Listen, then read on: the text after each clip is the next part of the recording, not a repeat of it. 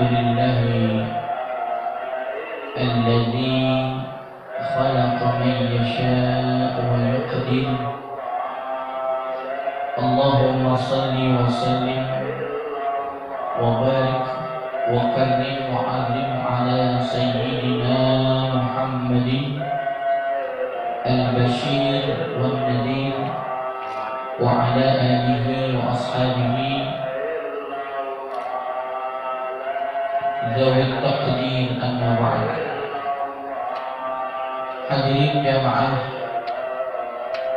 Musalla Al-Falah yang insyaallah dimuliakan Allah Subhanahu wa taala. Pertama, yang paling utama, marilah kita bersyukur kepada Allah atas begitu banyaknya nikmat yang Allah berikan kepada kita, sehingga alhamdulillah pada kesempatan subuh kali ini kita masih diberikan nikmat untuk ibadah sholat subuh berjamaah. Mudah-mudahan ibadah-ibadah yang kita lakukan senantiasa mendapatkan ridho dan dari Allah Subhanahu wa taala. Dan tentunya mudah-mudahan kita semua selalu diberikan kekuatan untuk terus istiqomah dalam beribadah dan menuntut ilmu agama. Amin ya rabbal alamin. Salawat dan salam semoga selalu tercurahkan kepada junjungan Nabi kita, Nabi besar Muhammad sallallahu alaihi wasallam, yang telah membawa kita menuju zaman yang penuh dengan cahaya, yaitu agama Islam. Hadirin rahimakumullah, sebelum kita lanjutkan hadis yang ke-19, marilah kita awali dengan kita membaca Ummul Quran surah Al-Fatihah. Kita niatkan buat kita, keluarga, saudara, seiman, seagama. Mudah-mudahan dengan bacaan Al-Fatihah ini kita selalu diberikan kesehatan oleh Allah Subhanahu wa taala. Apabila di antara kita mungkin ada yang kurang sehat, mudah-mudahan Allah Subhanahu wa taala angkat penyakitnya.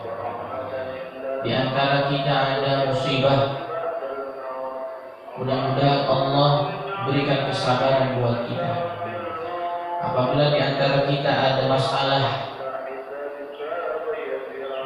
kesulitan, kesusahan, kegelisahan, mudah-mudahan Allah berikan jalan keluarnya. Ala hadhihi niyyah wa ala kulli niyyatin salihah wa ila hadratin Nabi Muhammad sallallahu alaihi wasallam. Al-Fatihah. A'udzu billahi minasy syaithanir rajim. Bismillahirrahmanirrahim. Alhamdulillahi rabbil alamin. Ar-Rahmanir Rahim. Maliki yaumiddin. Iyyaka na'budu wa iyyaka nasta'in. Ihdinas siratal mustaqim. Siratal ladzina an'amta 'alaihim ghairil maghdubi 'alaihim waladdallin.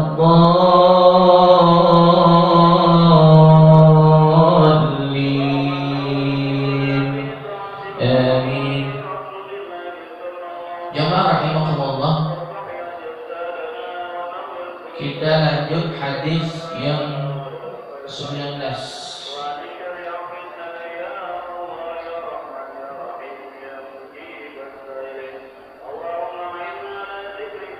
Qala al-muallif rahimahullahu ta'ala wa nafa'na bihi wa bi'ulumihi wa bibarakatihi fid dharain amin ya rabbal alamin.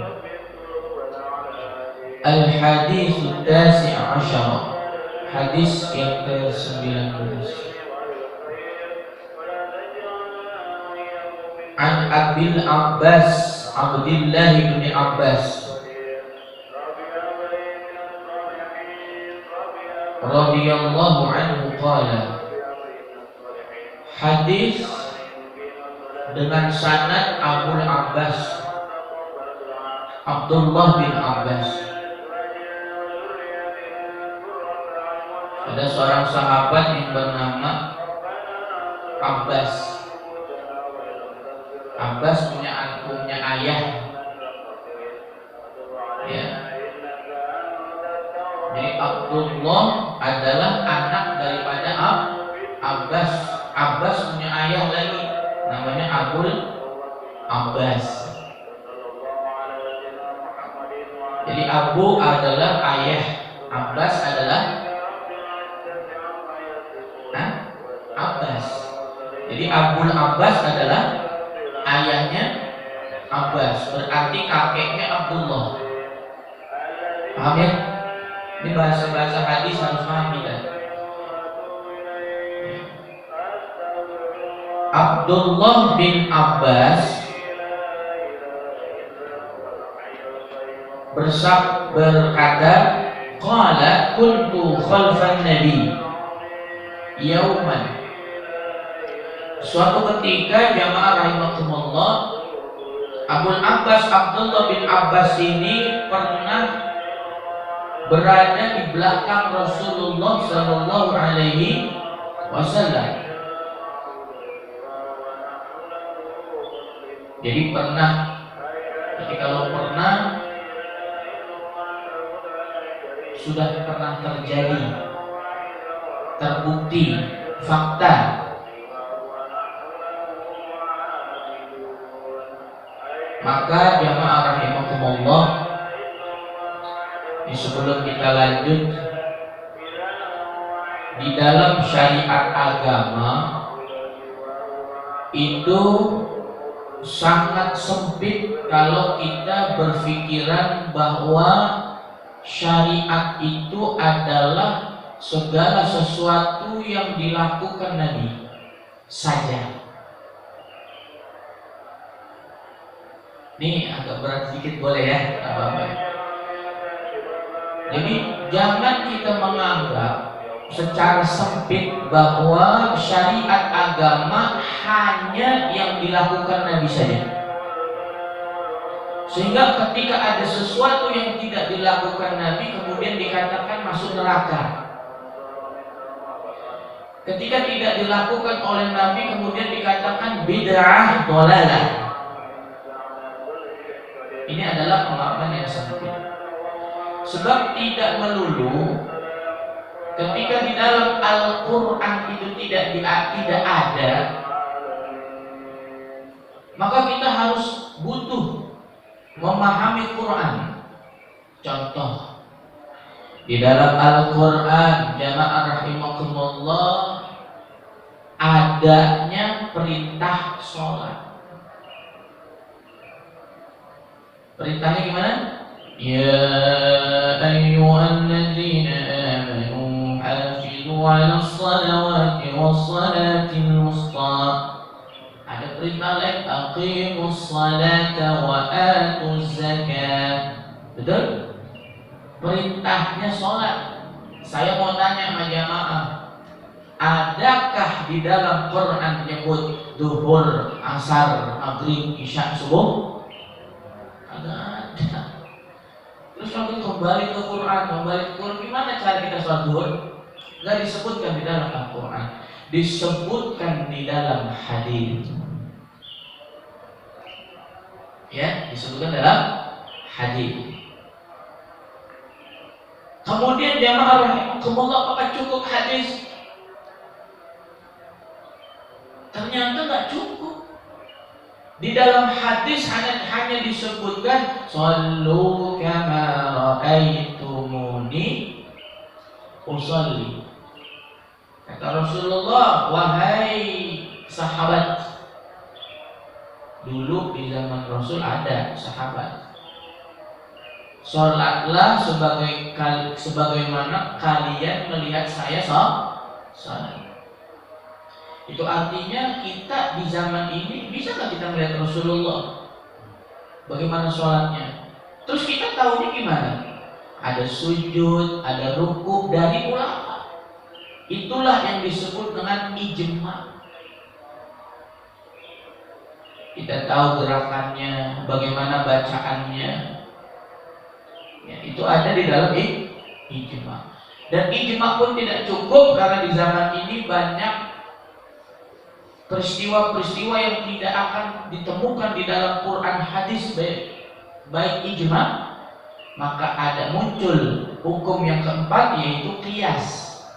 Para ulama menganalogkan bagaimana hukum ini, kemudian ditemukan apakah hukum ini adalah boleh atau tidak. Jamaah rahimakumullah, maka di dalam syariat Islam itu hukum ada 4: Quran, hadis, ijma, qiyas. Paham ya? Quran, hadis, ijma, qiyas. Jamaah rahimakumullah, ini sahabat Abul Abbas Abdullah bin Abbas pernah berada di belakang Rasul. Berarti kalau pernah di belakang Rasul, bisa jadi ini Abdul Abbas Abdullah bin Abbas langsung melihat Rasulullah, menyaksikan Rasulullah bersabda, faqala, apa yang disabdakan Rasulullah? Ya gulam. Gulam itu apa gulam? Hah? Di situ diterjemahkan apa?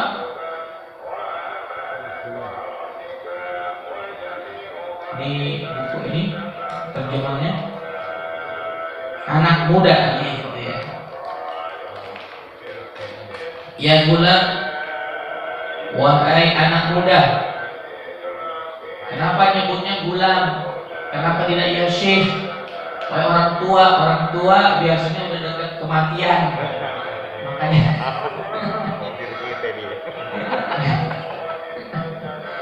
biasanya kan itu. Tapi bicara kematian, jamaah rahimakumullah, kematian gak pandang dulu. Mau pejabat, mau bukan, ulama bukan, ya. Apakah dia tua atau muda, kematian tidak pernah melihat atau pandang dulu. Di mana kita? Apakah kematian menunggu kita di masjid? Tidak.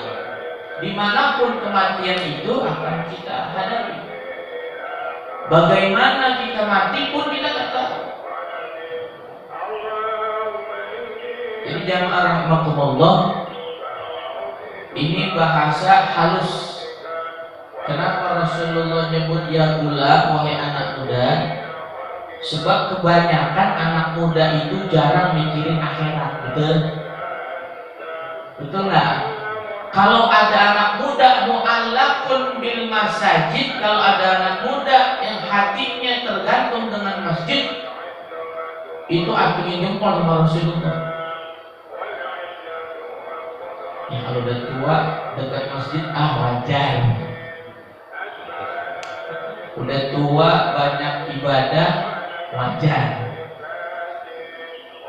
Tapi kalau ada anak muda sergap, rajin ke masjid, rajin ngaji, rajin baca Quran, itu luar biasa. Maka jamaah yang ada di sini, carilah mantu begitu. Cari mantu begitu ya bapak, yang punya anak perempuan. Pak Gopar. Cari mantu begitu. Mantu itu nggak perlu dia itu harus seorang ustadz, yang penting dia menjaga ibadah. Ya alhamdulillah dapat kiai. Kemarin ngobrol-ngobrol imam kita Ar-Raudhah, katanya Ustadz doain tahun ini saya lamaran. Alhamdulillah, masih muda imam, berarti dia udah siap ya, dapat jodohnya satu profesi, karena satu ngajar di satu sekolah takwa, kemudian beliau dapatlah jodoh.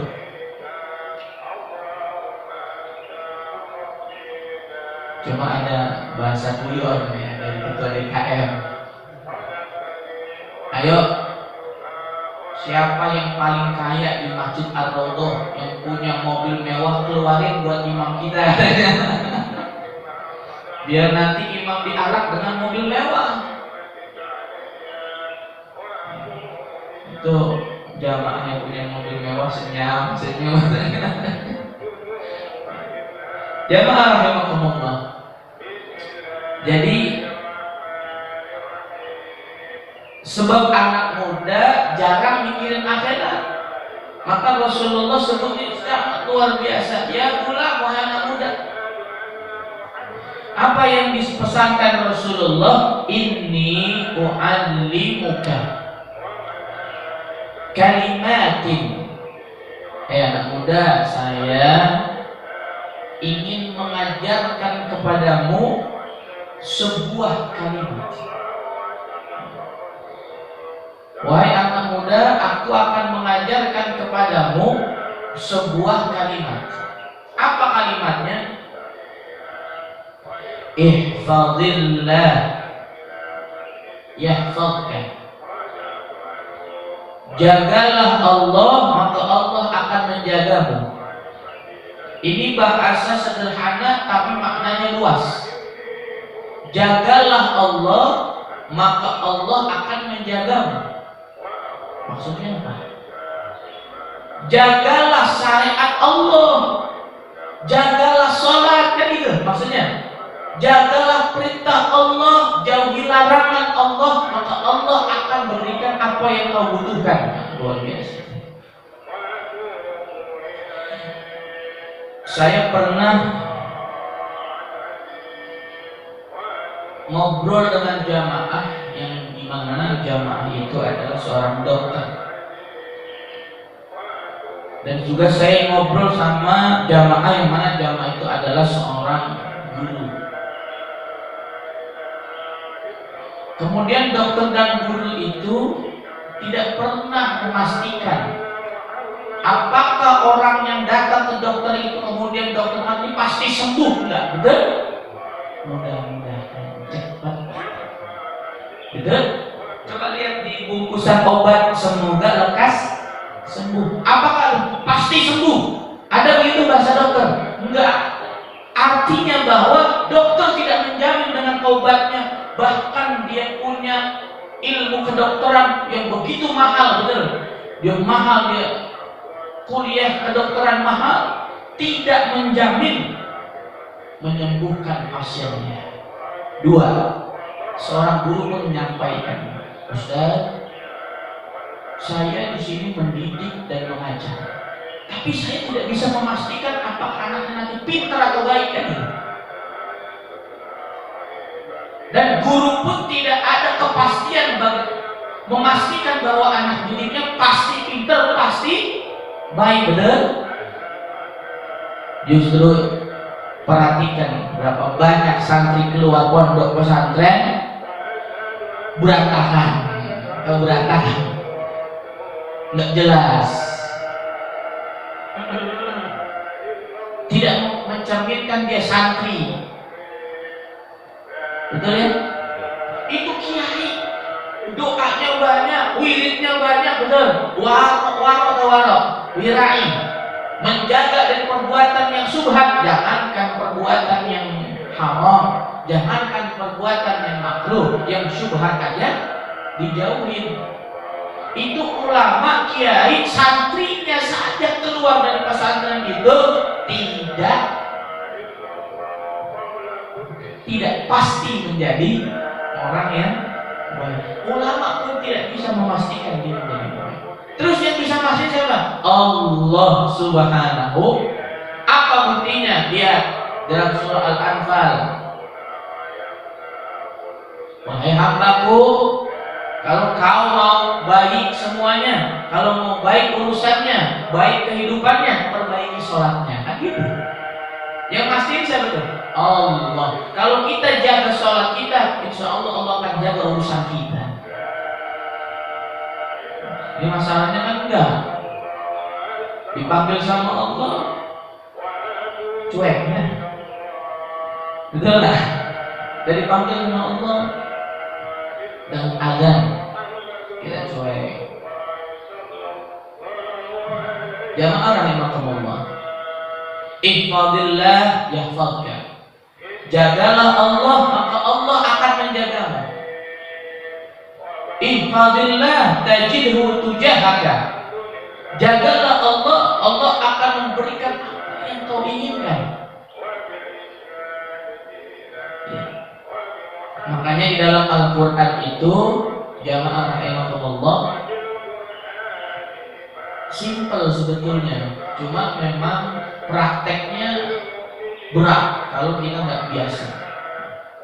Kata Allah di dalam Al-Quran, orang yang bertakwa, orang yang menjaga syariat Allah dimanapun berada, maka Allah akan memberikan rezeki dari arah yang tidak diduga-duga. Allah akan memberikan kemudahan dalam urusannya. Allah akan memberikan jalan keluar dari segala kesulitannya. Ada 3 tuh kemungkinan yang luar biasa, keistimewaan yang luar biasa yang Allah berikan kepada kita kalau kita mau menjaga syariat Allah. Wa may yattaqillaha yaj'al lahu makhraja. Barang siapa yang bertakwa kepada Allah, maka Allah akan memberikan jalan keluar dari segala kesulitannya. Wa yarzuquhu min haitsu la yahtasib. Dan Allah akan memberikan rezeki dari arah yang tidak diduga-duga. Wa may yattaqillaha yaj'al lahu min amrihi yusra. Barang siapa yang bertakwa kepada Allah, Allah akan memberikan kemudahan dari segala urusannya. Jemaah rahimakumullah, artinya bahwa kita, tujuan kita diciptakan oleh Allah untuk beribadah, jadi orang yang bertakwa kepada Allah. Nggak usah jauh-jauh. Istri amanah. Kalau amanah harus dijaga. Titipan Allah istri kita. Mobil kita, motor kita, rumah kita, kontrakan kita, investasi kita, titipan Allah. Betul? Sekarang kalau titipan, kira-kira pantas nggak kita dititipin sombong? Kita dititipin pantas nggak kira-kira? Saya tanya. Pantas? Enggak pantas. Yang berhak memiliki rasa memiliki, yang wajib punya rasa memiliki hanya Allah. Kita semua manusia tidak boleh ada rasa memiliki. Itu rumah titipan Allah, istri juga titipan Allah, anak titipan Allah, harta titipan Allah. Kalau dititipin nggak pantas sombong, betul? Mengapa di dalam Al-Asmaul Husna yang punya sifat sombong hanya Allah? Mutakabbir, ya, itu adalah salah satu Asma Husna, Al-Asmaul Husna. Dititipin kagak boleh teringat ceramahnya Al-Marhum Laki Haji Zainuddin MZ.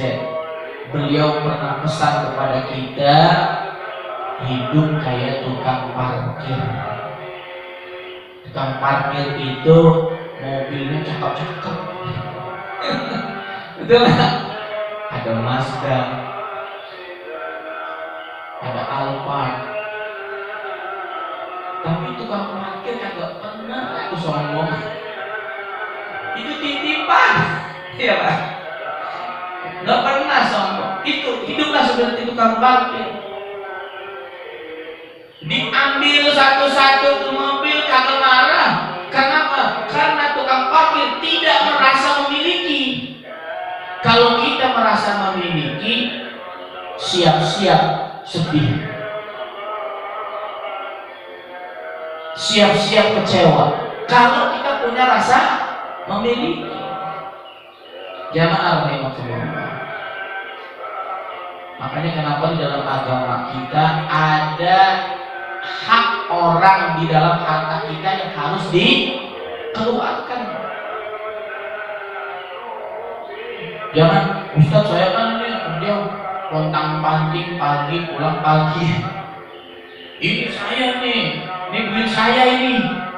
Salah. Itu titipan Allah. Kalau kau dititipin sama Allah, jaga dengan baik. Kalau kau jaga hartamu dengan baik, Allah akan tambah. Betul? Kenapa ada orang sedekah tambah lagi, desodakoh lagi, kok tambah lagi? Padahal harusnya berkurang. Punya duit 10 juta, sedekah 5 juta, mesti berkurang 5 juta. Tiba-tiba datang proyek 20 juta. Itulah keajaiban sedekah.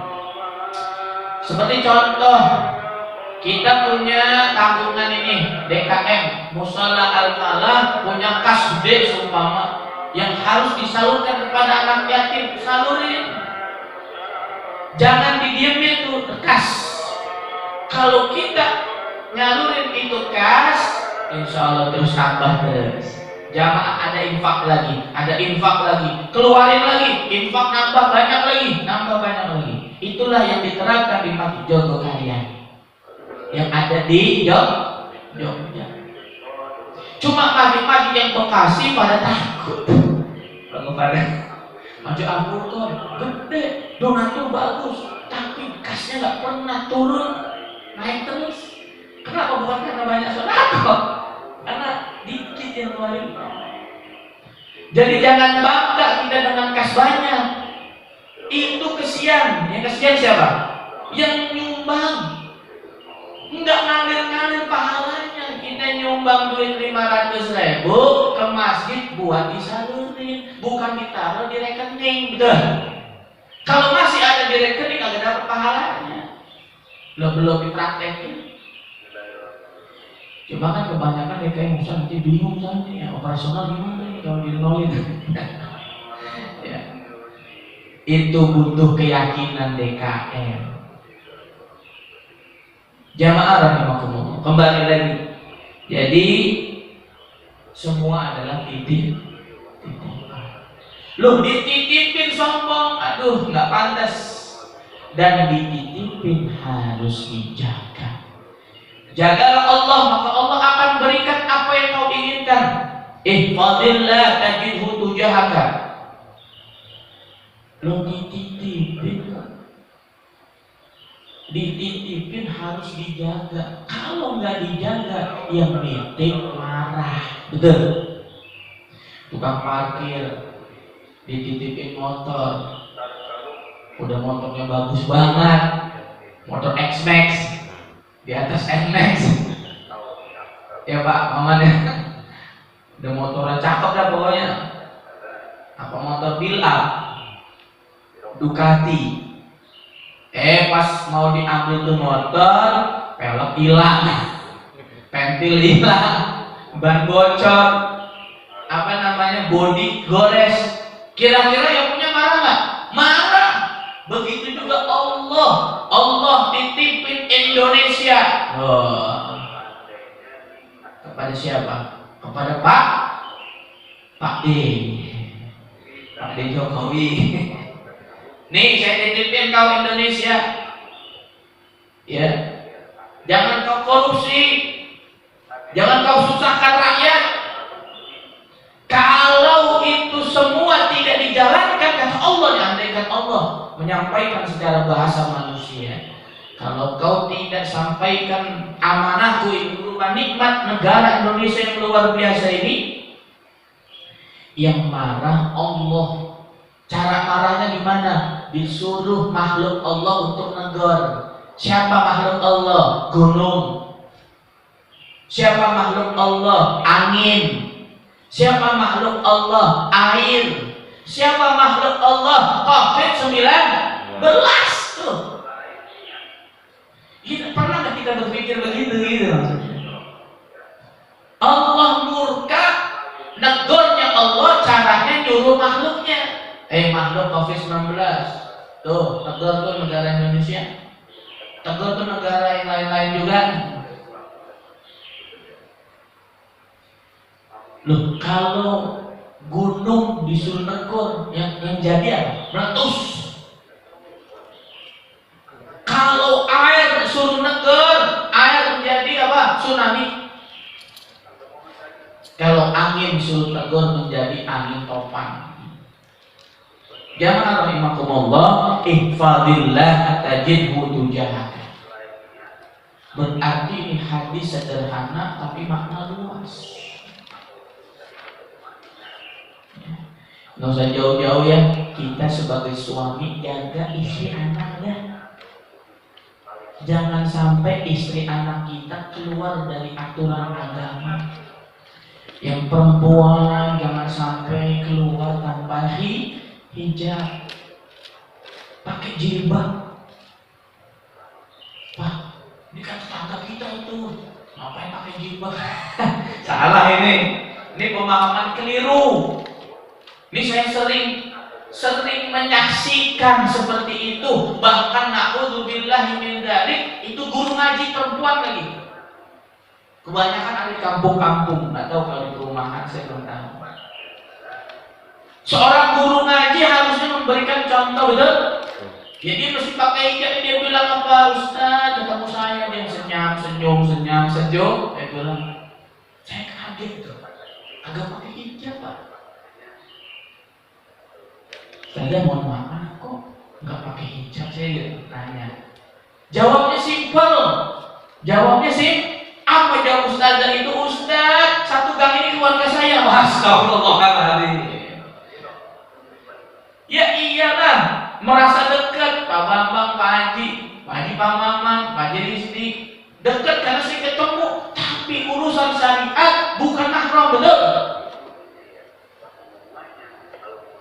Istrinya kita dilihat sama istri jamaah kita haram, karena bukan mahram awalnya.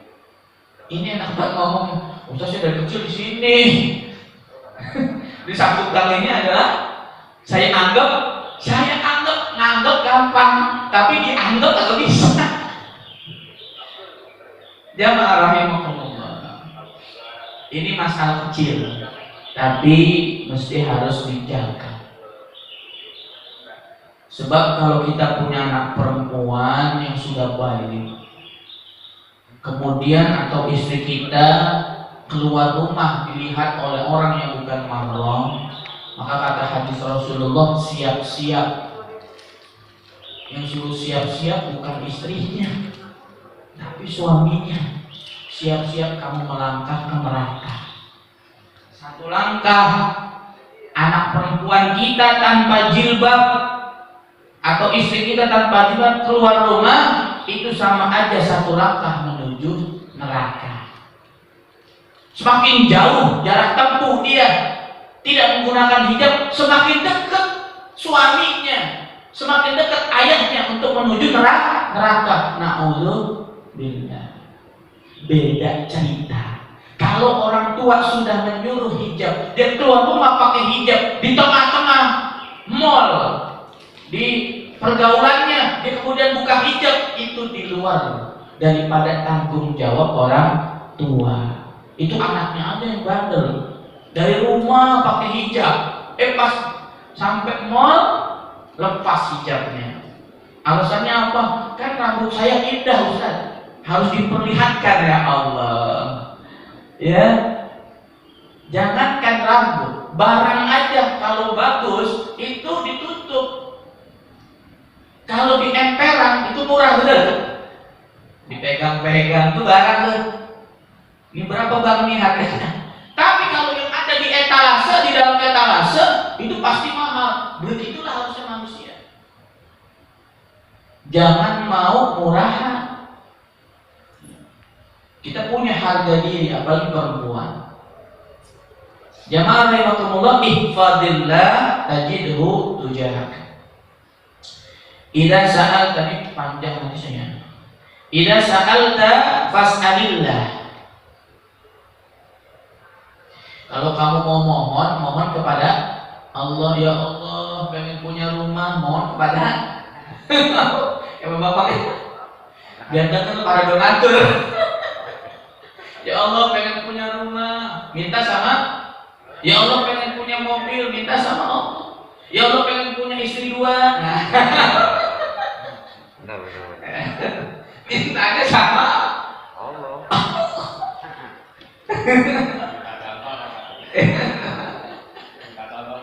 Nanti kalau mereka keluarga berantakan, rebutan. Jadi apapun kita mintanya sama Allah.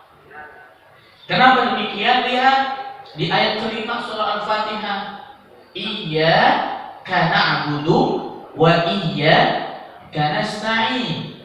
Kepadamu ya Allah kami beribadah, dan kepadamu ya Allah kami memohon pertolongan. Kita mintanya sama Allah. Idza sa'alta fas'alillah. Ini kata Rasulullah. Anak muda, kalau kamu pengen minta sesuatu, minta sama Allah. Nanti wasilahnya ada aja. Entah itu dari temennya, entah itu dari orang tuanya, entah itu dari kakaknya, entah itu dari saudaranya. Tiba-tiba datang ke rumah, Assalamualaikum, waalaikumsalam, ini kunci mobil. Nah, mintanya sama Allah, tapi wasilahnya, mungkin wasilahnya kita dimudahin kerjaannya tuh, sehingga ketika dimudahkan kerjaan kita kan numpuk duit banyak, bisa beli mau. Betul nggak? Begitu maksudnya. Jadi jangan diplesetin nih hadis. Minta doang aku kerja. Ya bohong lah, betul lah. Minta aja Pak Haji, minta.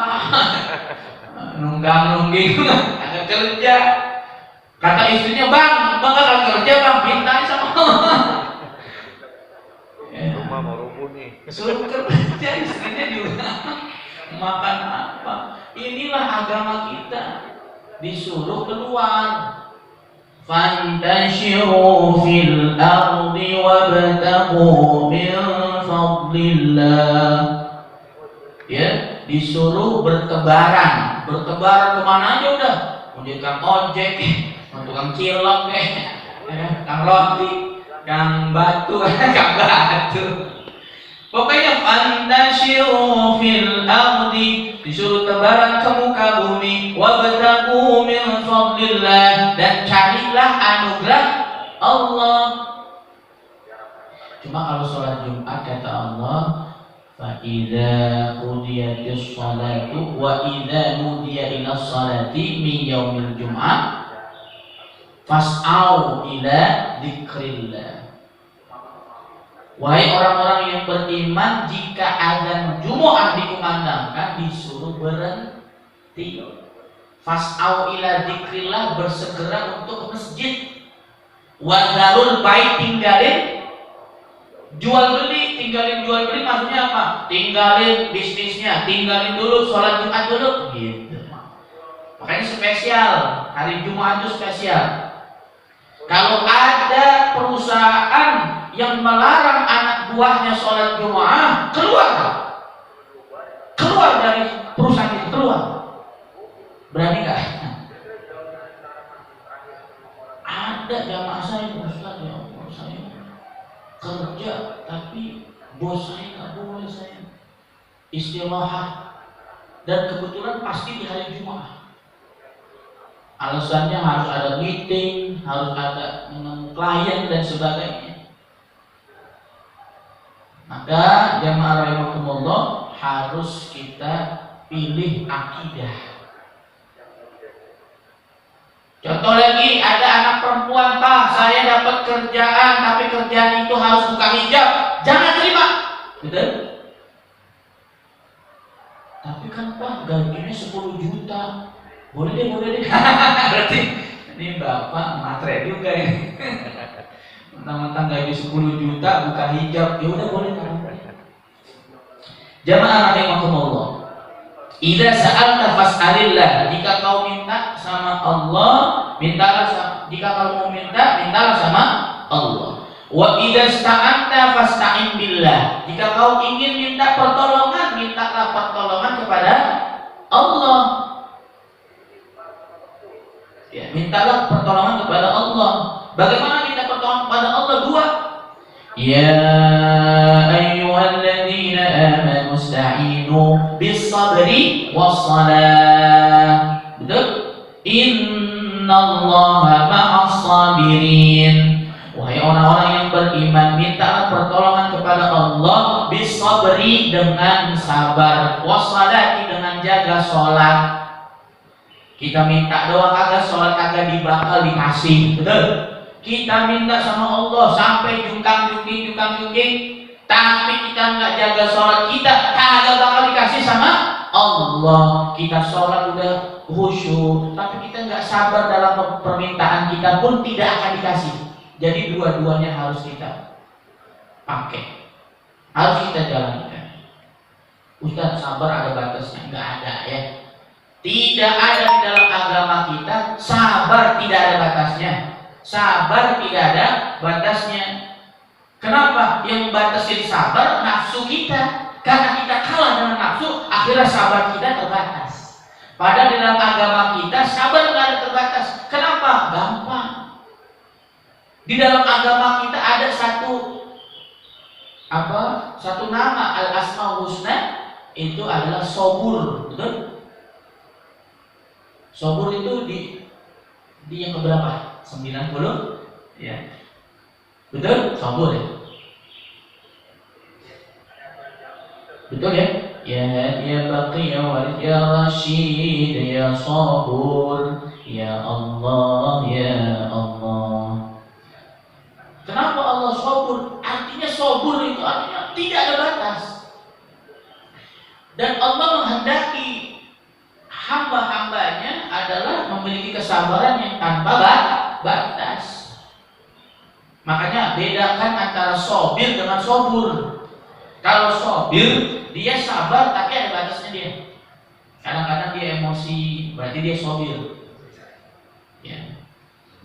Sobirin. Ya. Maka yang bagus sobur.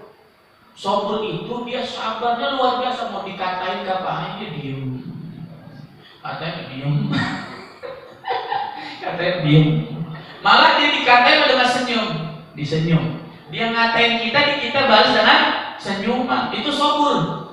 Itu orang yang begitu, masya Allah, langka dan jarang, agak sulit.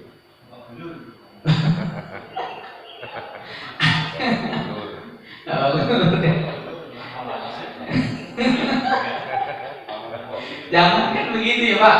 Kita naik mobil, di apa namanya? Disalip doang, padahal nggak diserempet kagak. Kalau serempet kan kena. Disalip doang, wah, kejar-kejaran ya, masya Allah. Jamaah rahimakumullah. Wa'lam annal ummata law ijtama'at 'ala an yanfa'uka bi syai'in lam yanfa'uka illa bi syai'in qad katabahu Allahu lak. Ketahuilah anak muda, sesungguhnya apabila ada kelompok, di mana kelompok itu berkumpul dan kelompok itu akan memberikan manfaat kepadamu. Berarti kalau kelompok memberikan manfaat kira-kira apa? Pengajian, majelis zikir, majelis silatul rahim, majelis sholawat, terus ya pokoknya hal-hal yang baik. Kata hadis ini enggak jamin orang yang sering duduk di majelis itu akan merubah mereka menjadi baik. Ini hadisnya. Ini hadisnya bilang begitu. Kata Rasulullah, sesungguhnya apabila ada kelompok yang berkumpul di dalam kebaikan yang akan memberikan manfaat untuk dirinya, kata Rasulullah, illa bisyai'in qad katabahu Allahu laka, tidak akan memberikan pengaruh baik untuk orang yang ada duduk di majlis kecuali Allah sudah nentuin dia menjadi orang baik. Artinya begini, pahamin hadis ini. Kita jangan bangga dulu, gitu. Kita jangan bangga hati kalau kita sering menghadiri majelis kemudian kita menjadi orang baik, gitu. Karena apa? Itu semua tergantung kita dan tergantung Allah. Kalau kita mau berubah dan Allah takdir kita berubah, berarti akan memberikan manfaat buat dirinya. Tapi kalau kita tidak mau berubah dengan kita duduk di majelis, dan kita dirubah nggak mau dirubah juga, di majelis disuruh sholat duha, kita nggak sholat duha. Di majelis disuruh sodakoh, kita nggak mau sodakoh. Di majelis disuruh tahajud, kita nggak tahajud. Itu artinya majelisnya baik, kumpulan orang-orang baik, tapi Allah tidak menghendaki dia menjadi orang baik, betul nggak? Makanya biasanya begini, kalau Allah berkehendak dia menjadi penghuni surga, Allah akan mudahkan dia melakukan amalan surga. Apabila Allah menghendaki hambanya menjadi penghuni surga, maka Allah akan mudahkan dia beramal dengan amalan ahli surga. Apa amalan ahli surga? Sholat, puasa, sedekah, infak, zakat. Itu amalan ahli surga. Ustaz yang berat mana? Berarti belum. Ini masih tengah-tengah, neraka apa surga? Masih bimbang dia. Pilihan siapa? Pilihan kita. Jamaah rahimakumullah. Dan hadis berikutnya, wa ini jitama'u ala ayyadurruka bisyai'in lam yadurruka illa bisyai'in qad katabahu Allahu 'alaika. Begitu sebaliknya, kita ngumpul sama tukang orang yang mabok, kita datang ke diskotik, yang itu tidak baik, yang akan memberikan bahaya kepada kita, itu belum tentu kita menjadi bagian dari mereka. Illa, kecuali Allah menghendaki dia menjadi orang buruk. Apa maksud hadis ini? Maksudnya begini, itu semua tergantung kepada kitanya dan bagaimana Allah takdiri kita. Belum tentu, emang sih hukum alam sunnatullah kita dekat minyak wangi ikut, betul nggak? Betul. Tapi nggak melulu begitu. Nggak melulu begitu di dalam aturan syariat. Banyak orang yang punya teman baik, tapi dia tidak baik gitu.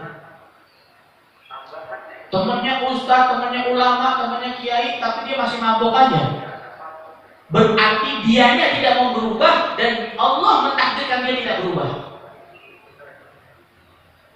Kalau Allah sudah tidak takdirin dia berubah, gawat ini. Gawat.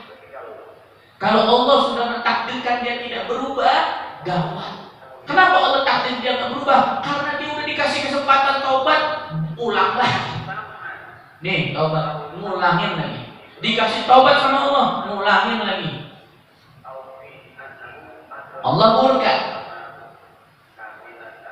Kok taubat saya dimainin? Ya. Maka ya udahlah, terserah kamu pilih. Bahkan ada dalam hadis qudsi, barang siapa yang tidak ridho dengan qada dan qadarku, maka silahkan cari Tuhan selain aku. Bayangin ketika Allah bilang cari Tuhan selain Allah, ya siapa yang bisa? Siapa selain Allah? Nggak ada. Ini ancaman kepada kita yang tidak mau menerima takdir Allah. Emang sih kadang-kadang takdir itu sepertinya kita nggak sanggup gitu ya. Lagi senang-senangnya sama cucu, lagi seneng sama anak yang tiba-tiba Allah ambil cucu dan anak kita. Berat nggak? Berat, tapi harus ikhlas. Itu punya Allah, diambil sama Allah. Istri kebanyakan ini, suami lagi sukses-suksesnya, tiba-tiba diambil sama Allah. Istri berat nggak? Berat ujiannya, tapi harus ikhlas. Ikhlas itu mudah diucap tapi ikhlas, sabar, ikhlas, sabar, ikhlas sabar.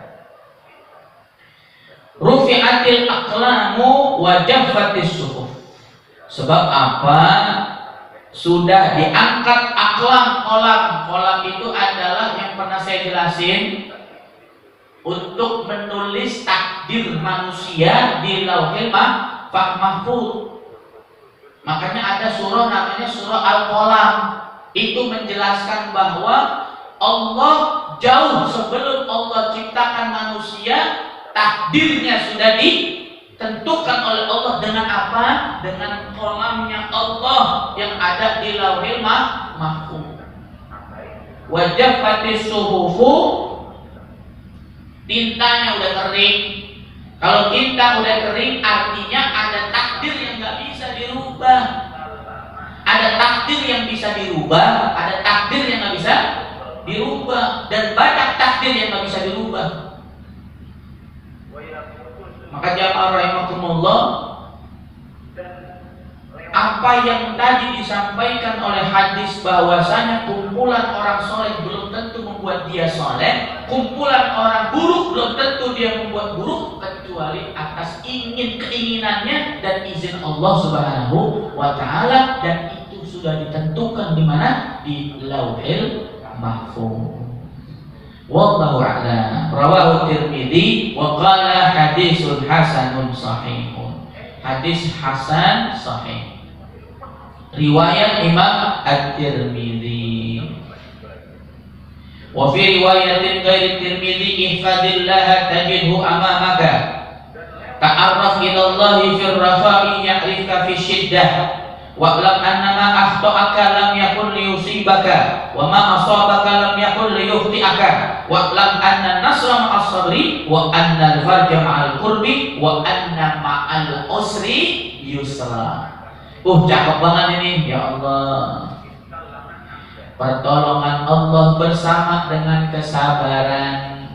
Kalau kita mau ditolong Allah harus sabar. Kalau kagak sabar kagak bakal ditolong sama Allah. Gimana nggak sabar Ustaz? Saya bertahun-tahun jauhin riba, kagak punya rumah. Seumpama begitulah. Sabar.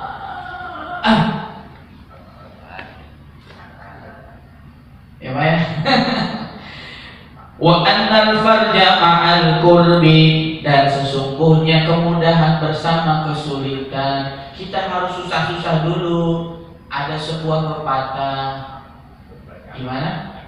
Berakit-rakit ke hulu, berenang-renang ke tepian, bersakit-sakit dahulu, bersenang kamu apa? Senangnya kapan? Senangnya kapan?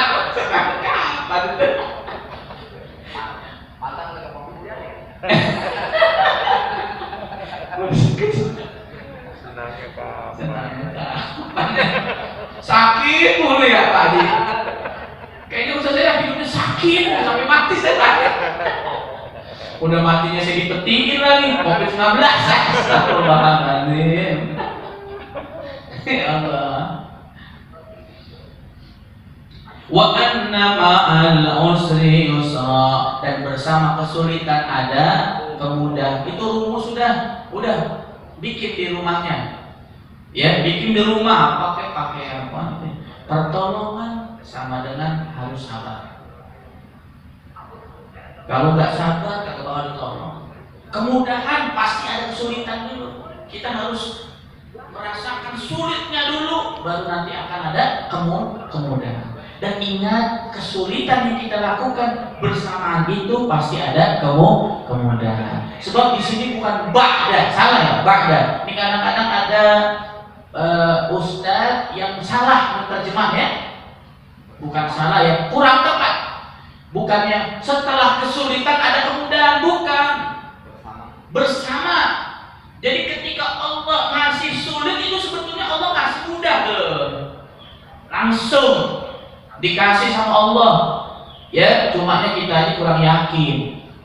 Jadi bersama kesulitan langsung ada kemudahan. Lihat bahasa Qur'annya juga ya. Fa inna ma'al usri yusra, inna ma'al usri yusra. Surah apa itu? Asyar ya, alam nasrah, al-insyirah. Baik jamaah rahimakumullah, alhamdulillah hadisnya cukup luar biasa ya, ngingetin buat kita bahwa kalau kita jaga Allah, Allah akan jaga kita. Kalau kita mau jaga syariat Allah, Allah akan jaga kita.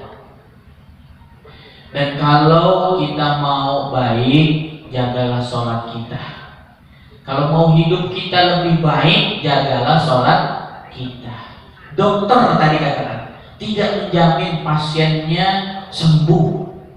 Guru tidak menjamin anak didiknya pintar dan baik, tapi Allah menjamin hambanya hidupnya baik kalau sholatnya dijaga. Alhamdulillah. Baik ya warahmatullah, mungkin pada kesempatan kali ini cukup apa yang kita bahas hadis ke-19. Berikutnya hadis yang ke-20 insyaallah pendek, dan ke-21 juga sama. Mudah-mudahan hatam ini ya. Kalau hatam apa? Nasi kebuli. Iya, nasi kebuli.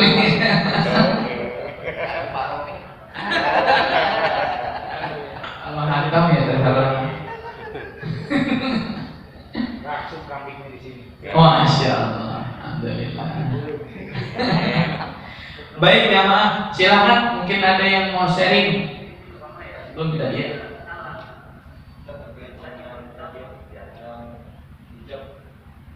Ini kan narasi yang selalu selalu yang menguatkan Abi Quraisy. Lagi Indonesia sendiri kan anaknya nggak itu gimana? Pasti nih takutnya gini, bapaknya ngomong yang begini, itu anaknya yang mikirnya kan kayak gitu. Jadi kayak apa sih? Kayak kebenaran secara tidak langsung. Jadinya kayak ya udah lah, bapaknya jadinya kadang jadi kayak gitu, bilang itu kan pilihan. Baik. Paham ya maksudnya ya pertanyaannya Raya. Jadi jamaah rahimakumullah, ya benar. Yang ada di kehidupan kita banyak yang seharusnya ulama ya itu memberikan contoh dengan keluarga yang dimiliki. Kalau saya menyikapi begini dengan apa yang tadi disampaikan, mutlak tidak ada dalil hadis yang membenarkan tidak berhijab. Sepakat ya? Ini harus sepakat dulu kita. Keyakinan kita nggak boleh dibelokkan ini. Mutlak tidak ada dalil sedikit pun celah siapapun itu yang memperbolehkan untuk membuka aurat. Dalam hal ini perempuan hijab. Artinya hijab bagi perempuan hukumnya wajib. Ini pertama ya, pertama. Yang kedua, andaikan pun kebuka hijabnya itu alasan darurat. Contoh, alasan darurat tiba-tiba ada orang iseng. Tahu orang iseng? Laki-laki iseng ada orang pakai hijab dan tarik aja hijabnya, kelihatan lah apanya? Auratnya, darurat. Buru-buru dan dia. Biasanya kalau perempuan yang imannya bagus langsung nangis tuh biasanya tuh. Ya Allah, nangis dia.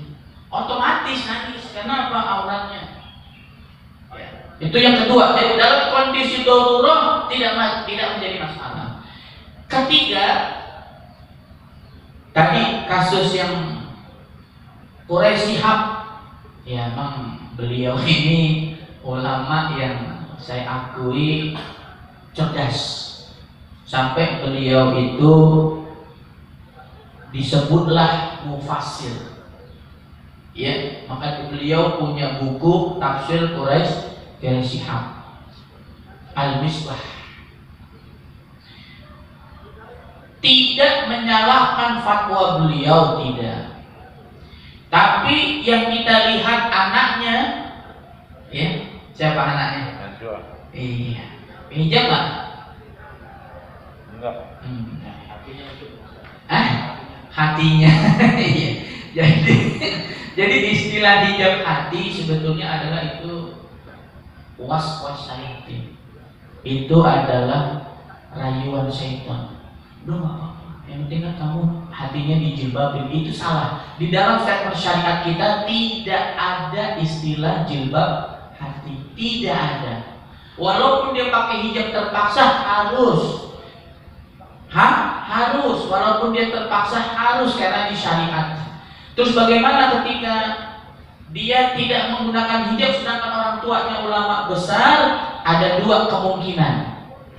Kemungkinan yang pertama salah paham di dalam apa yang disampaikan mungkin saya kok nggak tahu.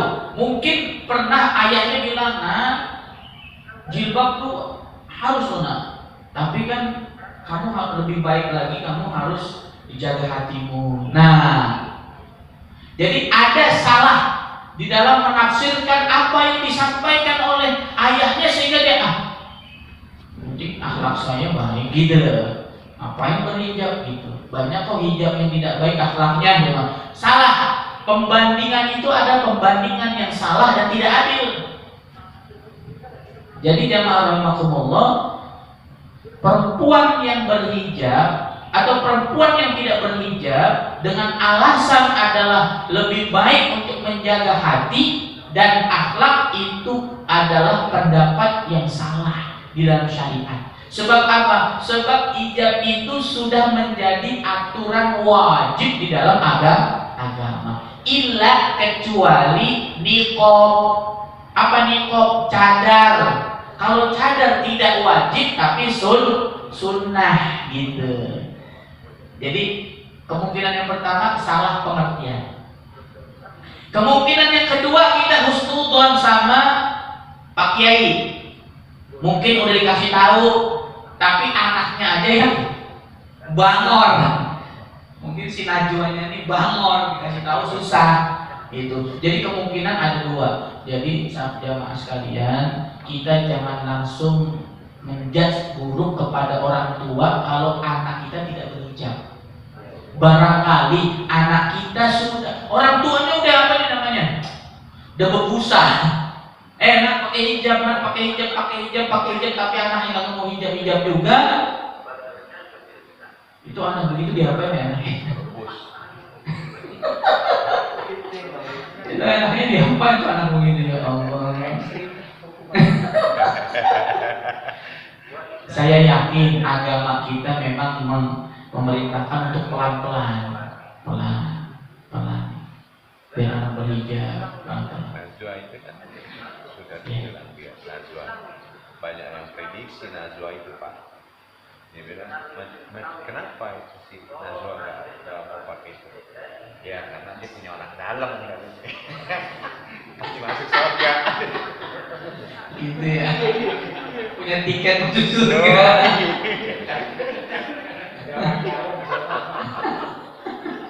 Kalian apaan ya?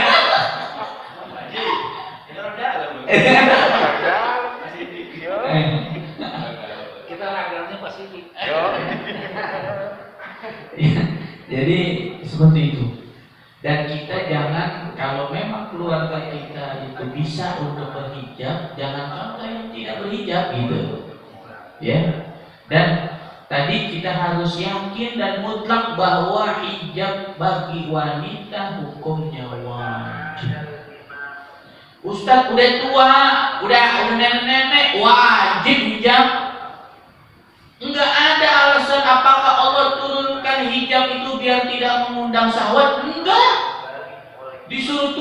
auratnya. Makanya nenek-nenek nggak berhijab, aduh, bingung saya. Alasannya, Ustaz, saya nggak pakai hijab, aurat saya siapa yang mau? Gitu. Itu juga punya orang dalam. Ya. Itu juga punya orang dalam. Ya Allah. Ya, jadi jamaah, jadi seperti itu raya. Jadi tidak perlu kita terlalu mengikuti apa yang ada atau yang kita dengar dan dipraktekkan pada orang-orang yang mungkin punya pemahaman bahwa lebih baik dijilbab hatinya atau lebih baik akhlaknya daripada kita hijab secara penampilan tapi akhlak tidak baik. Ya, jadi aturan syariat pernah sebelum Syekh Al-Maghfurah Syekh Ali Jaber meninggal dunia, beliau pernah nyampein begini, seburuk-buruk kalian, semales-males kalian, keterpaksaannya begitu luar biasa, jangan pernah tinggalin sholat. Walaupun kamu sholat itu terpaksa, udah sholat. Artinya apa? Memang wajib. Begitu juga hijab.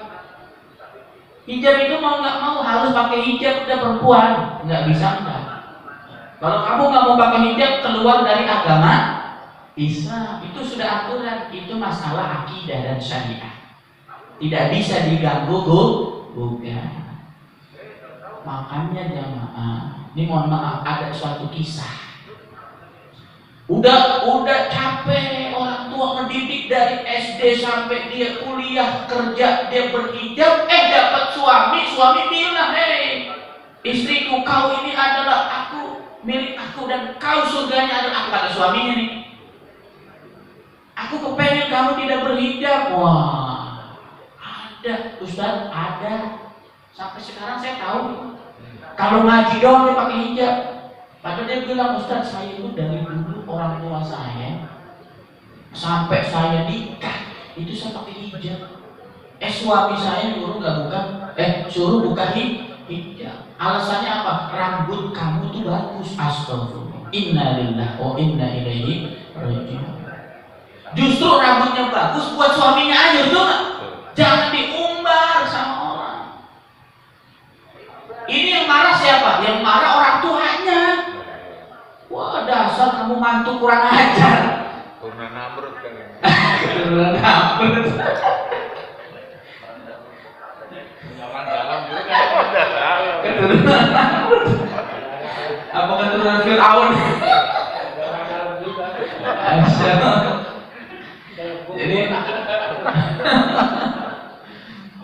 ya. Meneruskan masalah hijab, yang saya perintah diperlukan menurut batasan aurat itu lain ada yang sebagai mengatakan bisa dengan telapak tangan, kaki, kemudian muka. Begitu biasanya kalau medis kan bilangnya aurat itu seluruh badan. Jadi aurat kalau medis kan. Tapi kan mereka sekarang mengalami batasnya apalagi dari sholat itu apa? Ya.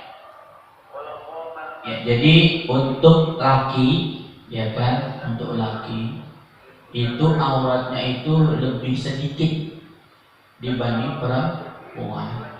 Kalau laki-laki disebutkan dalam hadis dan banyak sekali, itu adalah bainas surati wa rukbatayhi, antara udel dengan dengkul, itu aurat kita. Jadi mohon maaf kalau kita pakai celana pendek yang masih nutupin dengkul kita boleh. Ya jangan juga sholat pakai. Itu akhlak katanya ya. Tapi sah nggak sah sebetulnya. Tapi tidak berakhlak. Tapi kalau laki-laki, ya, celananya pendek sampai tersingkap kelihatan dengkul dan pahanya, itu aurat. Itu banyak banget tuh bapak-bapak.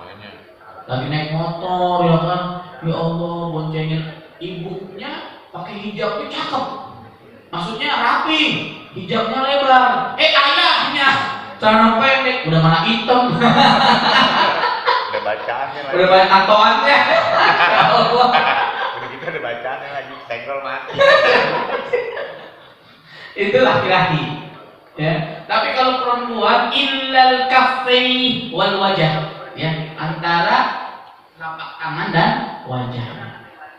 Itu adalah tidak masalah dilihat orang. Makanya cadar itu sunnah, sebab wajah ini bukan aurat. Yang menjadi pertimbangan itu kan hijab itu kan bukan nutupin wajah, nutupin kepala, maksudnya rambut, terus kupingnya, ya, kemudian mohon maaf dada, nutup. Kalau ada orang pakai hijab segini, kan ada ya? Ada. Apalagi emak tuh, ya Allah, astagfirullah. Ya Allah. Saya kadang-kadang lucu melihat. Tahu bergok? Tahu bergok nggak? Nah, yang panjang. Pakai cep gitu. Buat dadanya masih kelihatan. Nah, itu belum menutup. Ya, sama aja kayak orang ya pakai hijab, tapi dia pakai kaos atau celana legging yang sangat ketat, itu juga belum menutup. Jadi aturan menutup aurat di dalam agama bukan hanya menutup daripada warna kulit, tetapi juga lekuk-lekuknya. Nah sekarang kalau pakai celana legging kan kayak lontong. Betul. Iman kuat, amin yang ada. Apalagi Allah Subhanahu Ta'ala mengadakan senam. Bapak-bapak ikutan di belakangnya. Itu kira-kira jadi senam apa enggak itu? Jadi ya? Kacau. Makanya udah senam. Makanya yang bagus itu kalau ibu-ibu senam di dalam indoor, ya. Dalam ada ruangan. Terserah yang mau sama perempuan. Betul. Dia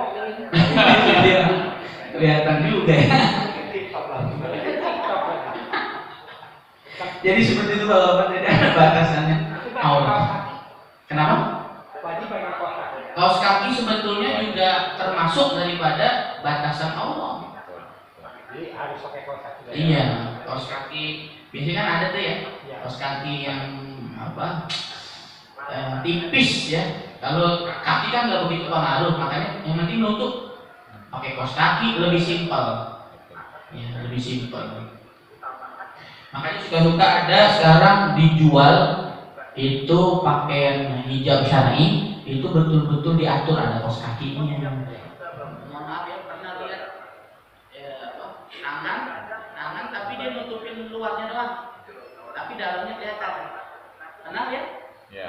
Iya, itu ada juga tuh yang jual, karena memang tujuannya adalah biar mempermudah muslimah untuk menggunakan pakaian syar'i. Tangan luar. Yang luarnya aja. Telapak tangan, telapak enggak. Jadi telapak tangan ini adalah boleh kelihatan gitu. Tapi kalau luarnya tidak boleh. Ini Ustaz, beberapa kali saya ya kalau pulang kampung kan suka sholat di rest area. Ya. Pada saat habis berwudu nih, kadang-kadang perempuan itu buka ini sedikit ya. Jadi kitanya agak risih gitu pada saat mereka mau ke mushola, ini masih belum ditutup. Ya. Bahkan ya, kalau mereka habis itu kupingnya masih kelihatan. Ya. Itu gimana itu? Ya rezeki itu harus dikasih. Masalahnya bukan rezeki. Karena dia tua. Ya rezeki juga, alhamdulillah. Dia tua. Iya. Jadi itulah ya Pak, saya sampaikan. Pasti saya yakin nih semua yang ada di sini ya, waktu di rest area dimanapun pasti menemukan seperti itu. Maka jamaah sebetulnya ini lebih kepada perempuannya. Kita harus sampaikan kepada perempuan itu bahwa kalau kita lagi berwudu, kalau memang itu tempat wudunya tidak tertutup, kelihatan oleh yang bukan mahramnya, Itu kita harus hati-hati perempuan itu. Ya, makanya kenapa di dalam mazhab Imam Syafi'i itu kalau mau hijab itu cukup sebetulnya, nggak usah dibuka. Iya, gini dia. Iya, cukup ditarik sedikit itunya, hijabnya masukin. Nah, iya. Kalau tempat wudhunya outdoor, ya, maksudnya kelihatan terbuka. Nah kalau nggak terbuka ya mau buka juga. Iya. Ini masalahnya mohon maaf kan ketika mau ngabdi basuh kakinya dia sampai rezeki lagi kan. Kalau dia tua kan keriput. Gitu ya. Bisa. Anu apa saya gitu. Bisa musibah itu pas kita lihat. Ustaz Asad kan. Kalau yang kita lihat itu mau datang dia, mau nyamperin dia. Yoi. Meter berapa? Ya, namanya bilang kan sebelahnya apa ini.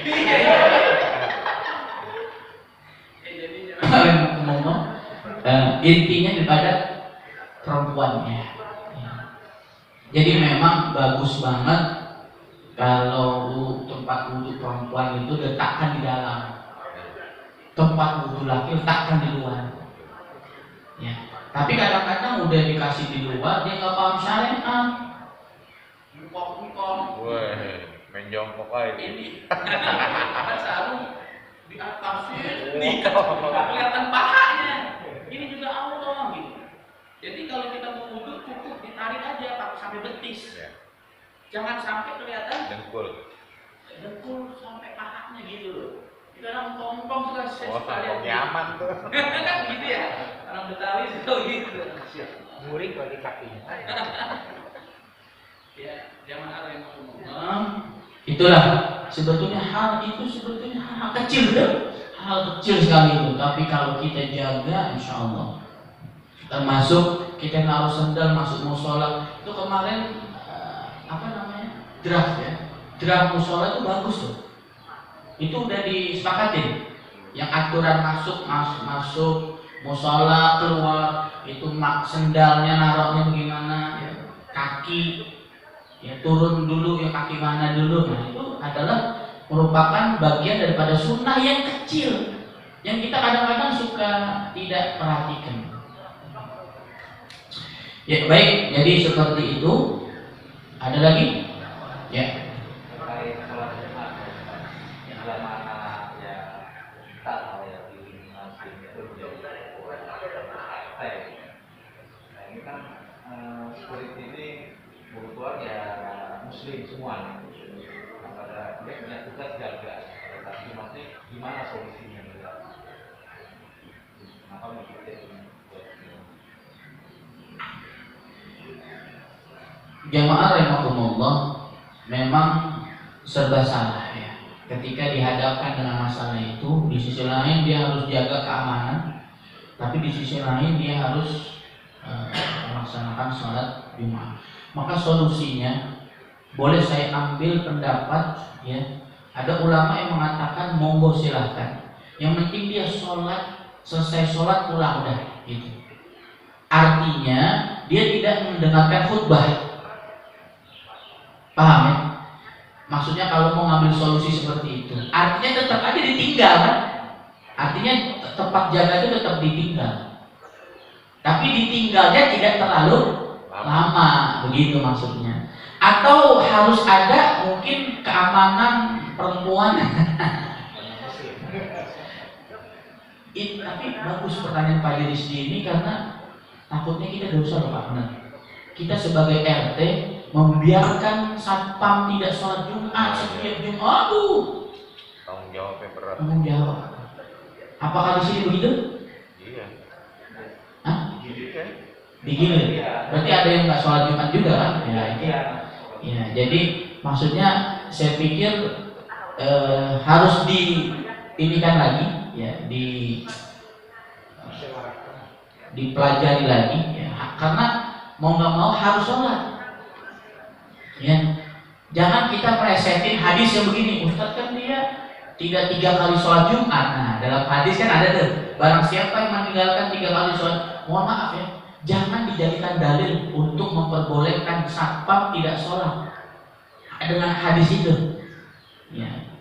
Beda dengan ar-raudhah tuh, ar-raudhah sholat, semua satpamnya sholat, tapi cepet, nggak khutbah, dia dengerinnya dari apa?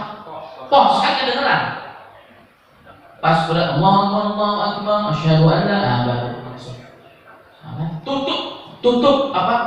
Portal. Semua tutup, langsung dia sholat. Habis sholat, assalamualaikum warahmatullahi, assalamualaikum warahmatullahi, langsung balik lagi untuk melanjutkan tugasnya. Yang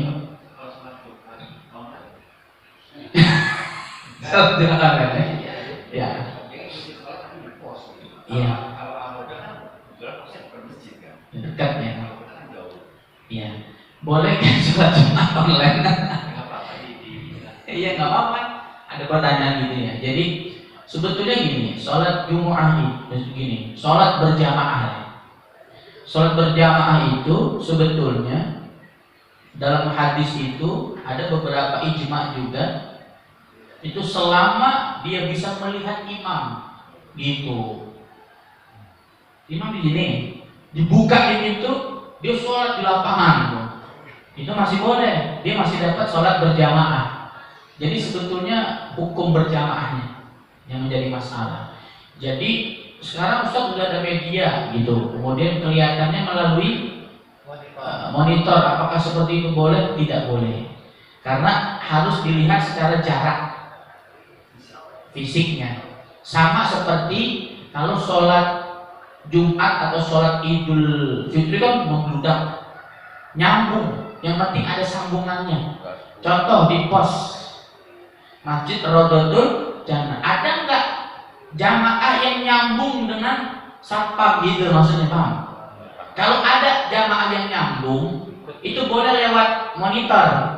Kan banyak ya di gedung-gedung ya Pak Muhammad. Di masjid-masjid 2 lantai. Di masjid-masjid yang di atas itu saya lihat pakai monitor. Monitor, nggak apa-apa ya, karena itu masih nyambung, masih satu satu barisan. Lu kalau pos ini kagak ada jamaah, terus di online aja nggak boleh. Jadi harus ada semacam barisan yang memang nyambung dengan satpam. Sapnya nggak putus gitu. Sapnya nggak putus. Terus bikin satpam. Ya, jadi monggo silakan Pak Iris, itu bagus banget ya, pertanyaannya itu perlu dipertimbangkan karena ini masalah syariat ya. Dan itu berarti tugasnya RT. Betul RT. Sesungguh Ada orang dalam katanya. ada. Oke, baik. Sudah ada lagi? Cukup? Cukup ya? Baik, kalau sudah cukup, jamaah rahimakumullah, mari kita akhiri dengan kita membaca istighfar. Astaghfirullahaladzim, astaghfirullah, astaghfirullahaladzim, alladzi la ilaha illa huwal hayyul qayyum wa atubu ilaih min jami'il ma'asi wal dhunub, la hawla wa la quwwata illa billahil aliyyil azim. Assalamualaikum warahmatullahi wabarakatuh. Alhamdulillah wa la ma'bud. Allahumma shalli ala sayyidina Muhammadin fil awwalin wal akhirin. Wa sallim wa radiyallahu tabaraka wa ta'ala kulli sahabati Rasulillah ajma'in. Bismillahirrahmanirrahim. Allahumma inna nas'aluka ilman nafi'an wa imanan thabita wa yaqinan sadiqan wa qalban khashi'an wa qalban munawwara wa aqlan zakiyya wa badanan qawiyya wa tawbatan nasuha wa rizqan halalan tayyiban wasi'an mubarakan katsira innaka ala kulli syai'in qadir. Rabbana atina fid dunya hasanah wa fil akhirati hasanah wa qina adzaban nar wa adkhilna al-jannata ma'al abrar ya aziz ya ghaffar ya rabbal alamin. Wa sallallahu ala sayyidina Muhammadin wa ala ali sayyidina Muhammad walhamdulillahi rabbil alamin. Assalamualaikum warahmatullahi wabarakatuh.